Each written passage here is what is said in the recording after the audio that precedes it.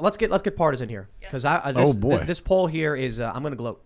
Oh boy. From Axios, young Democrats more likely to despise the other party. And so when people say, like, why does Tim talk about the Democrats so much? This exemplifies everything.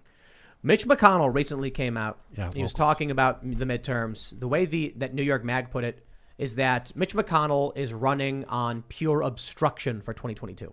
Not that I trust their opinions on this, but that's on par for what the Republican establishment does. Nothing.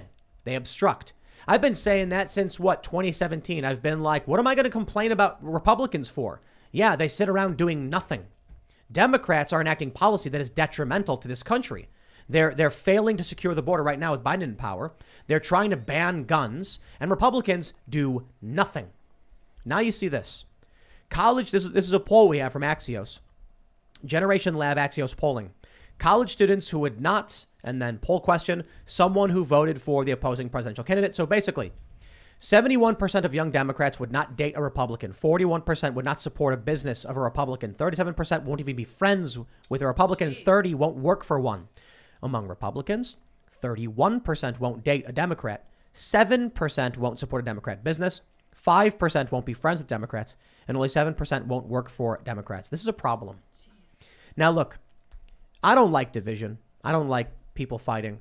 But if Republicans are willing to support the businesses of those who hate them, they will lose. Yeah. Be friends with everybody. Work for, and don't work for these companies. Go on a date with anybody. Help change people's minds. I think we're conflating who owns the businesses here, not the college students. So the college students are the ones who are deciding that they won't work for a company or patronize a business that doesn't have their political views. But the people that own those businesses are slightly different than the college students. So I understand what you're saying, but like this is a great example of the politics of hate, the politics of division that are being implemented on college campuses and bleated and drummed into your children on a daily basis.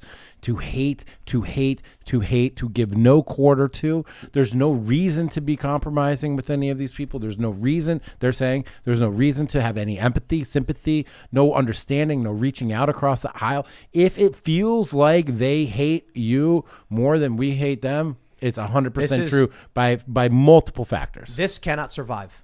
And so this makes me optimistic. Yeah. A movement built upon hating the other will not work. And the Democrats know it, which is likely why so many have retired.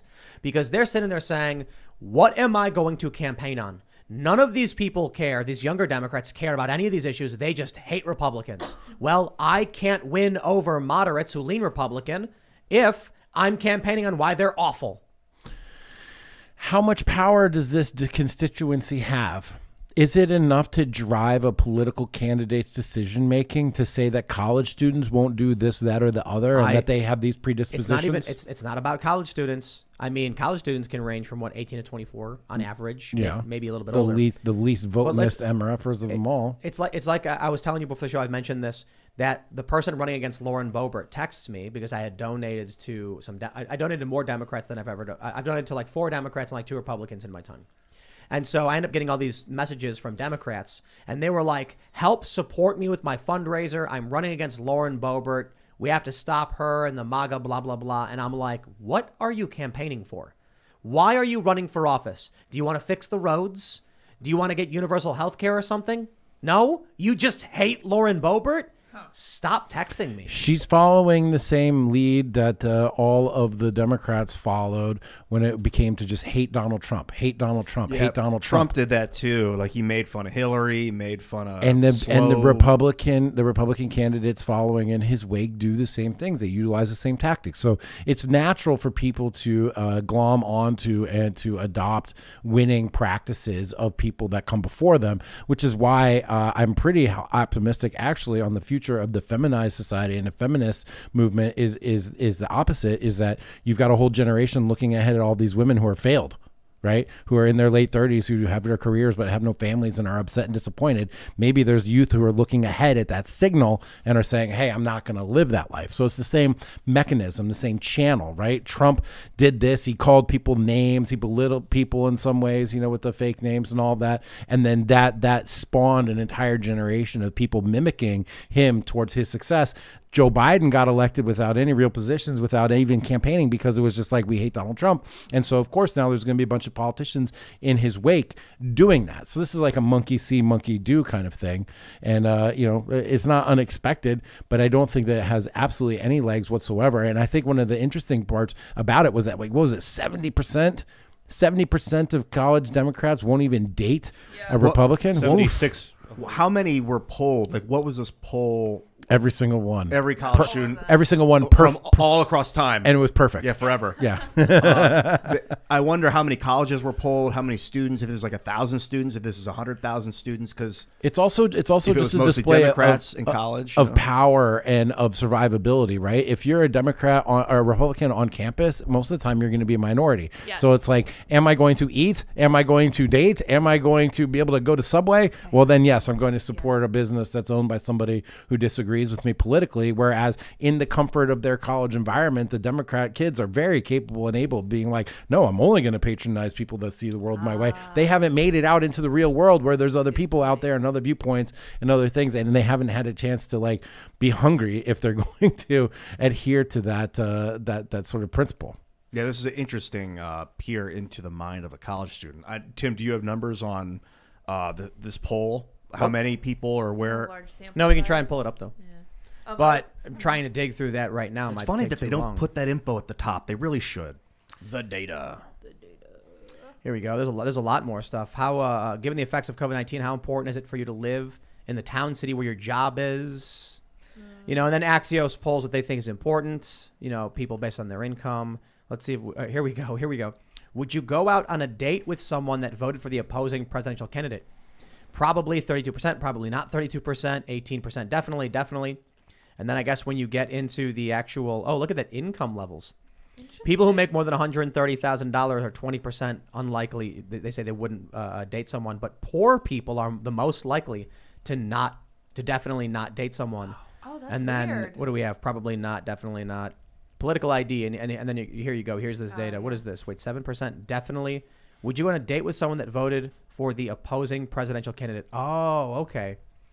7% said definitely, meaning they would, right. And definitely not is 30, right. And probably not is 41%. So I think that's where they're getting the 71% from. So there you go. That's actually important to break down too, because probably not is not no. Not the same. The way Axios framed it. So breaking down the data is important. What's Axios's lean? They're left. They're like left, center left. Yeah. They're pretty good. 71%. What does it say? Would not someone who voted for the opposing presidential candidate. So that's actually misleading. Fairly misleading. Absolutely. Oh, what do you know? The answer was probably not. And so they've misled us on their own data in order to make a point that they stand behind and believe is important to push out to the universe, which is hate. Everybody hates. We all hate. You want to hate with us? But to be fair, we break it down. It is still leaning in Democrats. So look, Republicans are still only probably not 24% and definitely not 7%. Meaning Republicans are still more tolerant of the opposing political views than Democrats are. So that's an important takeaway from here. And my view of it is just basically when people are like, why Tim, do you claim to be lefty but hate the Democrats? That it's like, what do the Democrats have to do with the left?